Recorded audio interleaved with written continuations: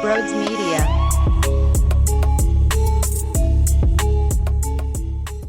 Oh, that was phenomenal. I can't wait to break it down with you. Before we do, if you are new to the channel, smash the subscribe button, hit that thumbs up button. If you appreciated the greatness that we just saw tonight with that great win, definitely do that. Thank you all so much. I love you. Real quickly, if you're looking to buy tickets to go to any Sixers games or any event out there, promo code BROADS at SeatGeek's checkout page eliminates those fees that you get hit with. $20 is coming right off of your entire purchase. So basically, those fees are gone. Promo code BROADS, SeatGeek's checkout page. And lastly, TikTok, Broads Media. We're having fun over there. Toss me a follow. With that being said, enjoy the show. Oh, damn!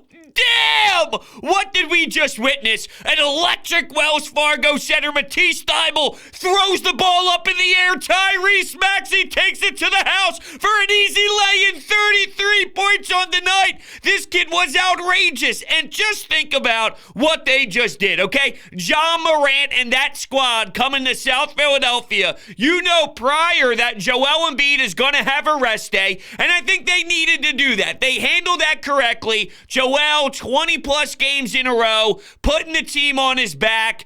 I don't care if people are going to bitch and complain about the whole Jokic thing and the Joker's doing his thing and Joel Embiid's taking a day off. There were fools and morons and idiots with blue check marks that were destroying the fact that Joel Embiid needs time off while the Joker does his thing. I don't give a damn. I really don't give a damn about that whatsoever. Put this team in the best position possible to succeed, and if that happens to be a day off for Joel and give him some load management for one game, sign me up for it. Just the mental approach, though, from a team standpoint, they were all locked and loaded. And even if they struggled, for example, Seth Curry individually was not able to drill his shots. He had so many wide open looks, and it was nothing but the back of the iron, and it was nothing but ugliness. When it came down to the stretch, he was a monster, and he made some big-time buckets for you. And I even tweeted out during the tough times, you would imagine, knowing Seth Curry, that they would eventually fall. Right. They would eventually find the back of the net and hit the back of the iron where nothing moves, nothing at all, just easy, bang, big shot. And he definitely did that.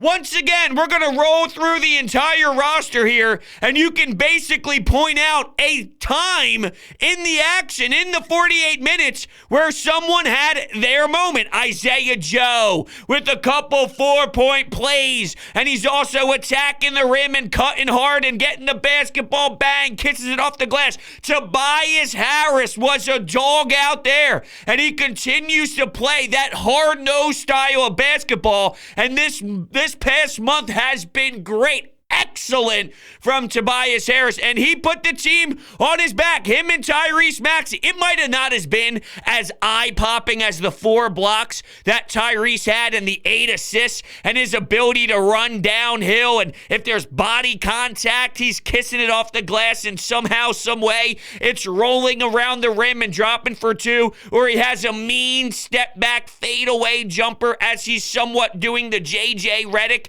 and his body is turning to the right, and he's still trying to keep his shoulder square, and it's nothing but net. He hit a big 3 as well that just looked like there was a ton of confidence in it, and it felt smooth leaving his fingertips, right? Like, it might have not as been as flashy as what Tyrese Maxey did, but that doesn't downplay how smooth Toby was and just the professionalism of how he handled today, and he had his 30-plus point. He was amazing. Tobias finished with 31.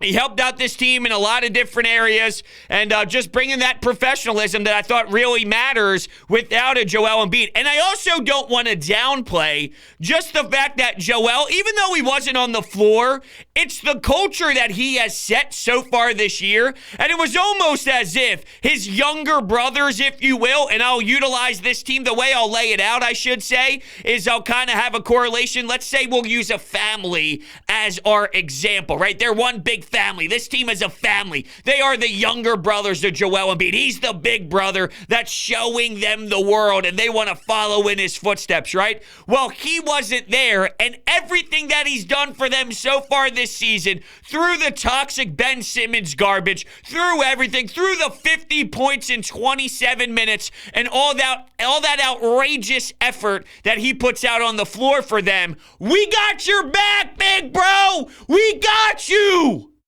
And that's why you saw the reaction that you did of Joel Embiid coming back from the locker room onto the floor at the Wells Fargo Center, skipping away with a big smile on his face, all excited because his family had his back.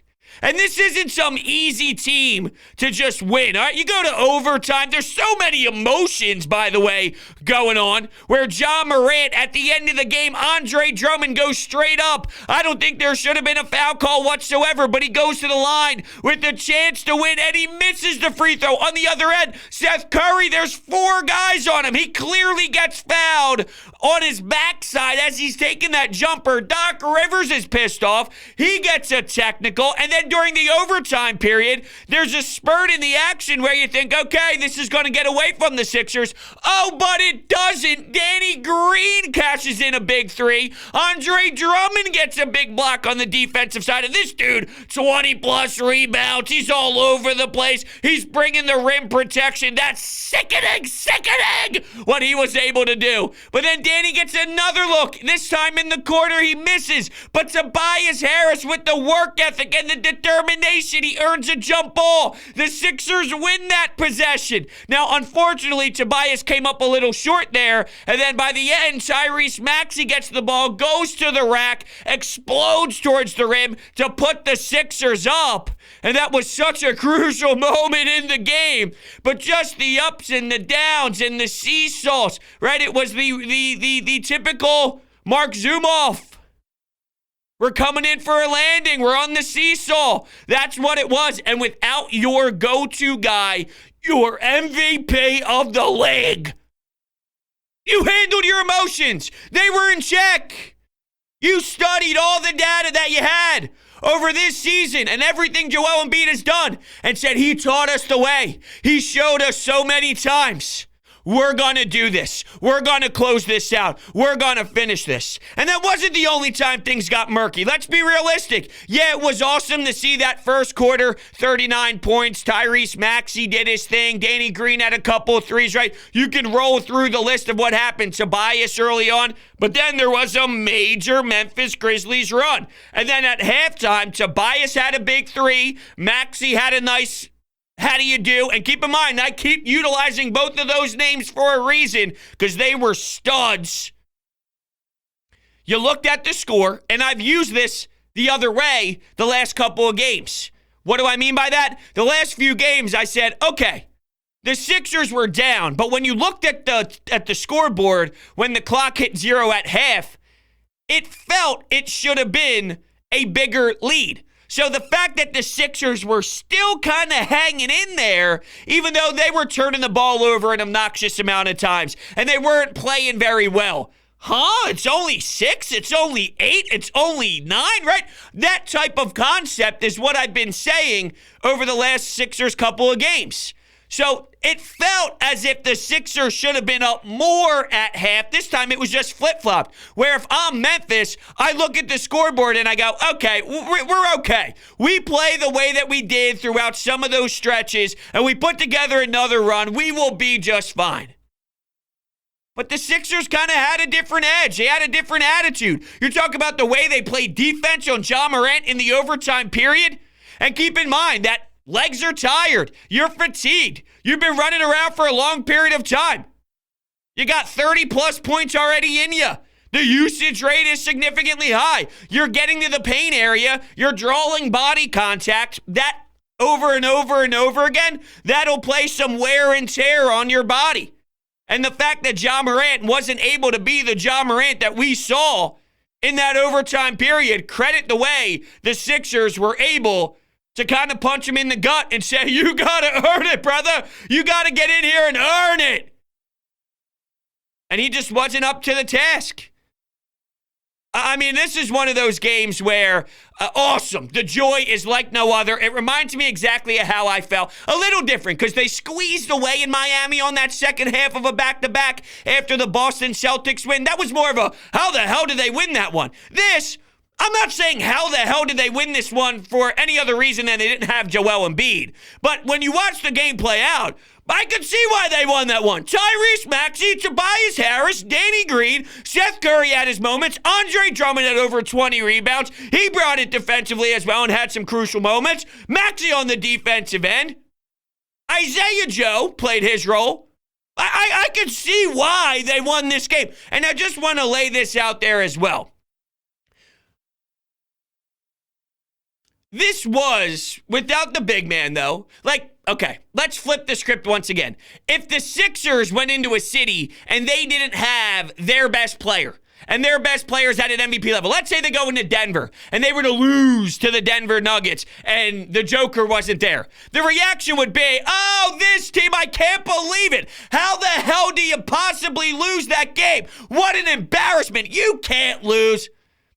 My point is, it all works out by the end of it. You'll have your great wins. This falls in that category. You'll have your ugly losses. Your 24-point lead that you blew to the LA Clippers. You'll have your games where you win, but you win ugly. You'll take it, though, against an opponent that stinks. We kind of know how it's going to play out over 82 if you look at a big pie chart and you look at the percentages. There'll be X percent that'll be good wins. There'll be X percent that'll be tough losses. They'll just be your status quo, your typical, your standard. Okay, you see the Orlando Magic, you'll win by 15. You move on to the next city. You go to the next game, just your basic, it's chalk. It'll just play out chalk. Now, there's an X percentage that plays that. In the moment, though, I'm here to react and I'm here to think about, I saw all these tweets from the people leaving the facility and people who cover the team saying the level of excitement leaving the place, all these,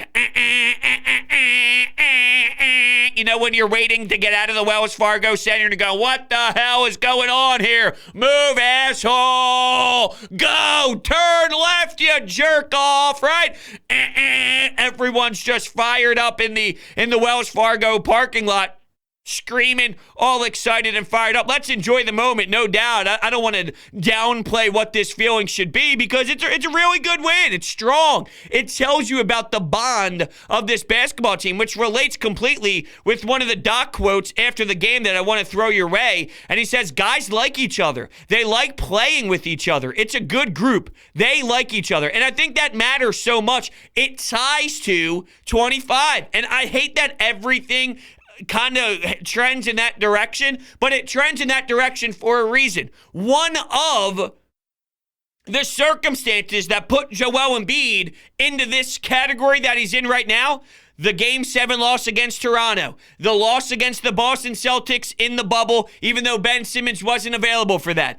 Game 7 against the Atlanta Hawks and Ben Simmons quitting on the entire team. Him just looking in the mirror saying, I'm a professional and I'm willing to handle myself accordingly. All of that piled up together is why we have Joel. And the reason why this team loves one another and the reason why this team just has that bond and that mold and it's easier to stick to a group because there's someone trying to tear you down. There's someone on the outside looking in who used to be in that inner circle with you and you feel backstabbed and you want to just flip him the double bird and say, you know what? You know what? I can't believe it. You could be here right now, but shame on you because you turned your back on us and you said, I want out of here. You guys are the problem. Don't be fooled, right? Because they tried to blame mental health. They tried to blame Doc Rivers. They tried to blame the fan base. They tried to blame roster construction. They tried to blame every single individual except himself, and the entire locker room basically got thrown under the bus by this fool. And there is a reason why why they are at this point. All right, I said this from the jump. They're not going to be a disaster. Now, I didn't anticipate them being a half a game away from being at the top of the Eastern Conference and being that high either. Now, with that said, I just want to put it in perspective that last season, they were the number 1 overall seed in the Eastern Conference, and they lost in the second round because they still had problems. It is important to be 1, 2, or 3 if you're thinking of the title. You think about who wins an NBA championship. You don't see 6th seeds. You don't see 5th seeds. You don't see those level of seeds. It's important to be 1, 2, or 3, but overall, just because you have regular season success, it does not necessarily correlate to winning a bunch of postseason games as you are currently constructed. I don't want to lose sight of that, even though we are admiring how awesome of a win this was and seeing guys like Maxey blossom. And, there is a difference between him playing with Joel and him without Joel Embiid, and I think that that's naturally going to kind of be a talking point, if you will, but I don't want to lose sight of either that Joel Embiid's an MVP of the league. That's the way he's playing, 40-something points. What they have to do is find ways to get Tyrese Maxey that downhill ability, and one way you can do that is if you bring in a veteran guard that can start and basically run your point. Tyrese Maxey could be a dude that is your 6th man, and then it's like, go be you, Tyrese. Run that second unit, be that guy, play your game, pass when you want to pass, but you have the green light to play Tyrese Maxey level basketball. So whenever they do go to the bench, and whenever that is what they have to do, and Joel Embiid gets some rest, and he's kicking it on the bench, getting some water, getting a breather, then it's the Tyrese Maxey show, and he's able to fly. They do need to incorporate this style of downhill with that as well, right? It can't just only be when Joel Embiid's off the floor, because Tyrese Maxey can bring too much to the table to limit him to that level, obviously. So that goes on Doc Rivers to figure out, okay, what can I do? What can I do? And that ties to another Doc Rivers statement here that says Doc Rivers on whether he saw these sort of games coming from Maxey looking at things last offseason. I don't know. I know one thing. Tyrese downhill against anybody. There's no doubt about it. His speed is such a damn weapon. And then what's awesome too is you could see some breakdowns of, we know his floater sensational, and if he gets right into that free throw area, he has the ability to kind of go up with it and just bang, kiss it right off the glass or just put it right through the hoop. Well, his ability to do that is so lethal that it can open up a passing lane to Andre Drummond on that far side of the rim for an alley-oop. And because that's part of his repertoire, that's something that he feels comfortable doing, you play that as a defender, and then you realize, damn it, I committed to it, and then what do you know? Andre Drummond's wide open on the backside. And let's not pretend like Andre Drummond didn't pass out some assists in there as well. I mean, it was crazy. Matisse Thybulle is throwing hook shots off the glass late into that fourth quarter. In what universe is that something that I'm willing to live and die by? Never in a million years, but he looked like Wilt Chamberlain. He gets the ball out by the perimeter. He dribble drives, and with his right hand, here he is kissing it off the high part of the glass. Where was that? Where did that come from? I'm sitting there laughing by myself, and I'm sure everybody else was too, because no one in a billion years would ever think that would be something that would be in play. Just crazy. And the fact that Bane was knocking down all his shots and Josh showed his explosiveness, and he's one of those where you're mesmerized. You're mesmerized by the athleticism. You can kind of relate it to a prime Derrick Rose, although I don't want that to sound in any sort of disrespectful way to that prime D Rose, because that was one of the most electric style of plays I've ever seen in my entire life. And Ja is no doubt on a mission, and he has the trajectory to be one of the greats in this league, and he's a stud for sure. But it kind of reminds me when you see the way that he's flying in the air. There was one point when he went up to dunk the basketball, and I thought he was going to dunk on 3 Sixers defenders within one stretch of his arms. He elevates and he gets up, and it looks like he's flying. It looks like Superman with both arms out, and he's legitimately 50 feet up in the air. I thought he would dunk on a handful of guys within one stride to the basket. It's incredible. It really is. It's a shame that he plays in Memphis, and I guess that there's sort of 2 ways to look at this. Memphis needs somebody like that because these smaller markets, it's so splashy. At the same time, could you imagine the storylines and more of the dialogue that occurs if Ja Morant was in Boston, if he was in New York, if he was in Philadelphia, if he was on the Lakers, if he was on more of this prime time type of squad? It already is talked about a ton and a lot compared to Zion Williamson, where he's at in his career. And I'm not trying to rule him off by any means, but there was definitely some back and forth involved with that draft, and Zion was something that you just couldn't pass on because of the potential of what he could be. But the Ja Morant, everyone knew that he was going to be a weapon that could clearly change a franchise at the same time. And there's so much time left in Zion's career. I'm not here to tell you that one team messed up or one team didn't yet. There's just not enough of a sample size. But I'll tell you what, that Zion in a bigger market would probably explode even more than it already has. All around, though, I think you're seeing a Tobias Harris. Before we run into some anytime hotline calls here, just to resurface, you're seeing Tobias Harris play with so much confidence, which is so needed, and there's a correlation between them winning all of these basketball games. I don't think you realize, unless you go back to this current stretch that they're on, before it was 14-3 in their last 17, they're 15-3 in their last 18 games with $30 million on the bench doing absolutely nothing and watching from home. Do you understand how hard that is? It's hard to do even when you have your max salary cap and everyone available for you on the floor. The fact that you're doing this without that is mesmerizing. And on top of it, you play a really good team at home without your MVP, and you hang in there toe to toe. And I was setting myself up emotionally. And maybe this is just a flaw on my part, but when it happened in that overtime period, and you saw some spurts there when Ja Morant goes to the line,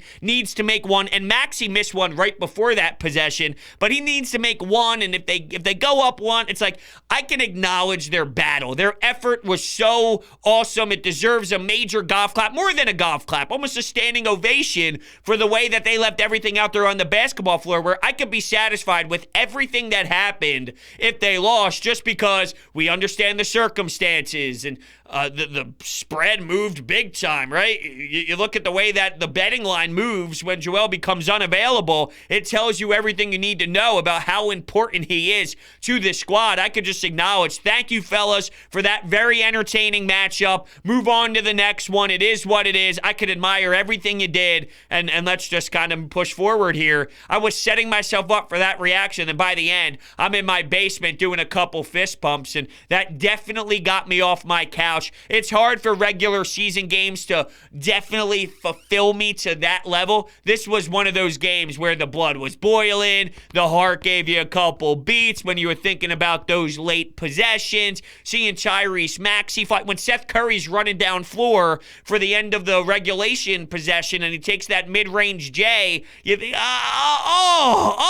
the pain right in the heart, right into the chest. And then that last possession when they get the shot off and Matisse Thybulle throws it up in the air, you get this big breath of emotion as soon as Maxey kisses it off the glass. And he joked around after the game saying he wanted to slam it. He just didn't know how much he had left in the tank. Let's not just roll over here the fact that this team battled that late, undermanned. And I talked about Ja Morant being fatigued and forcing, and the Sixers defense forcing him to be uncomfortable. Well, the Sixers were running out of gas too. They were running out of fumes too. They just executed better when needed, and it looked ugly in that overtime. So it was just awesome. It really, really was. What else is awesome is DeSimone Jewelers. They're a family-owned business located in Haddonfield, New Jersey, previously in Jewelers Row. I got Kara, my fiance, her engagement ring from there, and it was the greatest experience of my life, and I will continue to go back, and I'm going to go back for Valentine's Day. Fellas, Valentine's Day is right around the corner. Make sure you get her something special, your significant other, something beautiful. Will, Lou, Nick, and Mike, they treat you like family the moment you walk right into those doors. They work with you to get the best design design at the most reasonable price you will find in the entire market. Custom jewelry design, jewelry repairs, appraisals, watch repairs, and so much more. DeSimoneJewelers.com is their website, and if you go in there and say that Brode sent you, they will absolutely hook you up. I had a couple people reach out to me via Instagram DM and said, Brodes, I can't thank you enough. You did such an excellent job telling me about them, and they knocked it out of the park. Thank you so much. And I said, you're very welcome. You're very, very welcome. I don't bullshit. I don't mess around. I consistently go to DeSimone, and I want you to as well for a reason, because the passion they have is the exact same passion that we have for the 76ers, they have for what they're selling, and for the customer that is sitting right in front of them. DeSimone Jewelers, definitely make sure you check them out. Okay, let's rock some Anytime Hotline calls. I can't wait to hear what the people thought after this brilliant, brilliant victory. Here we go. Hey, bro, just calling in. I just sent you a text. This is Max from Indiana. That game was incredible. The team didn't give up. Maxey, his resilience is unreal. Toby having another great game. I love the stretch we're seeing. This is the Toby that we can expect, and I hope stays. This is a guy that we saw last year, and I hope he can keep this up. I also love the new Danny Green role coming off the bench, and just using the energy he has on that bench role is just amazing. I love the show. I love what you're doing. Play the damn song. Let's go Sixers. Thank you so much, man. I really appreciate it. And I love every angle that you took. Tobias Harris, I've been stressing for a while, he's not as disgustingly pathetic as he's been playing. He is a way better player than what he put on display earlier in the season. And now we're seeing a way more comfortable Tobias Harris that's willing to take the shots that he should be taking instead of hesitating and trying to figure out something else. No, the game is coming to him naturally, and he's just taking advantage of that and actually executing now because he feels more in control of his game and the emotional mental side as well, which takes up a huge portion of what it means to be a player in this league. A lot of it is upstairs in the brain. I think he's really getting over that hump, and same with Danny. I'll give respect to Danny in this regard. I give him more respect than a lot of people, but to take shots at this fan base and to know that he's not likable, I have to admit that he blocks out that noise very, very well. He knows what he said in the past. He knows what he said about Ben. He knows what he said about this city and these fans just in general. He's taken a lot of shots, and people have mocked him for a long period of time, and they boo him a ton. But at the end of the day, when he's out there on the floor, and this new bench role, I think, has definitely sparked something new, but he just almost doesn't care and doesn't give a crap whatsoever. And there's a part of me that despises that he ever said those words, but it's not easy to not let it affect you. And I mean, at least he doesn't show it that it affects him. It might deep down, and it might when he's in his hotel room or when he's talking to his teammates about how goofy he thinks this fan base is, because deep down, I don't think he personally enjoys us, the people. I don't think he likes where he's at. It's just the money and the Benjamin speak when you think about signing that new deal when he did. So that's why he's here. Money and the contract is the reason why he's in a Sixers uniform, not so much us. And with that said, maybe the teammates, though, maybe Joel, maybe Tobias, because he has this inner circle with the NBA community that he really ties to. So I have to say that I think he does a good job at, even though I would never talk crap, he talks crap, and that he doesn't allow that background noise or that outside noise to really affect him. He just goes out there. He might have poor nights, but I don't think it really relates to what people are saying about him. It's just where he's at in his career. But he's turned it around. Toby has turned it around. This is a different team when those players step up, and this team as a collective group is playing with this energy for a reason. They love one another. There's a bond with one another. It starts with Joel Embiid, and it also starts with Ben Simmons. So this is somewhat of a blessing in disguise. That's so weird to say, and it's odd, but I believe it deep down that it's a blessing in disguise. What's next? Let's go, baby! Woo! What a game. What a game. So much fun to watch. So many things to take out of this game. First of all, the refs. I don't get it. How many no calls are we going to get on the Sixers? Maxey had an N1. He got bumped in midair. They don't call it. What the fuck was that about? Two, Tobias Harris. It's good to see him kind of get out of that funk. I'm so happy to see his elbow jumper starting to go in. Once he has that kind of going, I feel like he has his game going on all cylinders. And Maxey, I mean, that was a back and forth between John Morant. I mean, It was good to see that back and forth action, tight ball game, and it was great to get this experience for these young guys. When the game is tight, they were able to pull it out.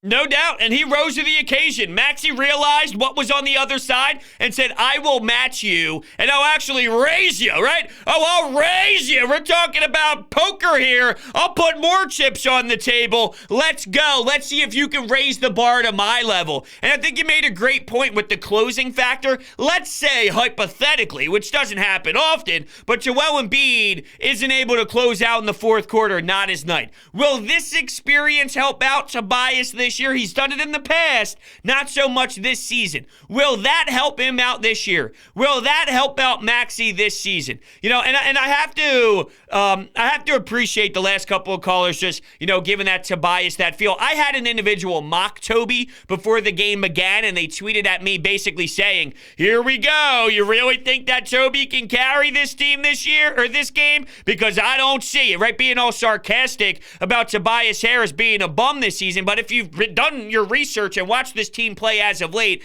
not that I would have told you I'd be a betting man and put my mortgage down that this would have been the exact execution for Tobias Harris this game, but ultimately, he's been playing so much better. And I even did hear a couple more boos when he had that short. He did a lot of great things today. And then he had a hustle play to grab a jump ball. He got the ball back, and he had a short little shot put type of shot there that came up and hit the front of the rim. And I heard a couple boo. There's just Sixers fans that go way too extreme still. This dude's got almost 30. I don't know if he had his 31 yet at that point. I forget in terms of the flow of the game. But regardless, he's sniffing 30 points, if not. And he was such a crucial piece to the victory today. Yet a short little shot in the overtime period, I'm hearing boos towards him.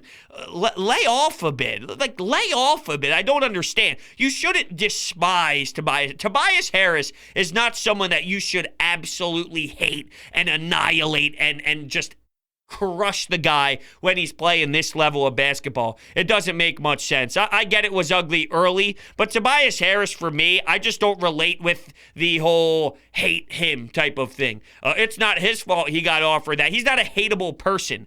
Danny Green's comments, Ben Simmons' comment, there's plenty of people that you could hate the face. I don't see why Tobias Harris is a hate the face. He's too much of a good person for me to do that. Now, that doesn't mean I don't hold him to a standard, and I expect him to play to the Tobias Harris level that I think is reasonable to demand. Not anything more than a standard Tobias Harris type of effort like we saw tonight and like we saw this past month. But I don't know. I just don't relate with the booing of Toby when he's playing this style, even if he misses a shot. He's going to miss a shot. Everyone misses a shot. If he's making more than he's missing, just cool the jets. That's what I'd say. And lastly, you are absolutely correct with the referees. They were bums.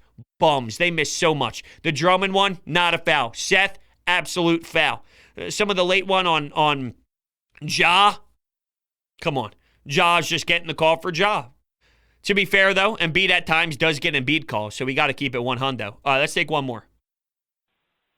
I know it's a hot take, but you can't tell me that after that win against Memphis, that Tyrese Maxey didn't just say, fuck you, Ben Simmons. I'm taking your goddamn job. I mean, he's taken his job a long time ago. I always wonder, though, when I hear Shaq speak and take shots at him, and when you see this team play in the way that they are right now, I always go back to, what is Ben Simmons thinking right now?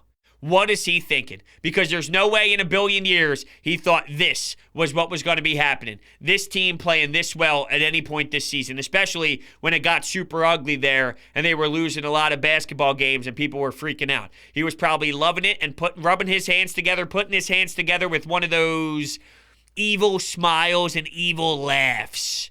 But not so much anymore. Now it's our turn to do that. Because you, my friend, Ben Simmons, I can't even say you, my friend. You're not my friend. You're just a bum. You're an absolute bum. That's where we're going to end things here. I want to thank everybody so much for hanging out with me. Thank you so much, and I will see you next time.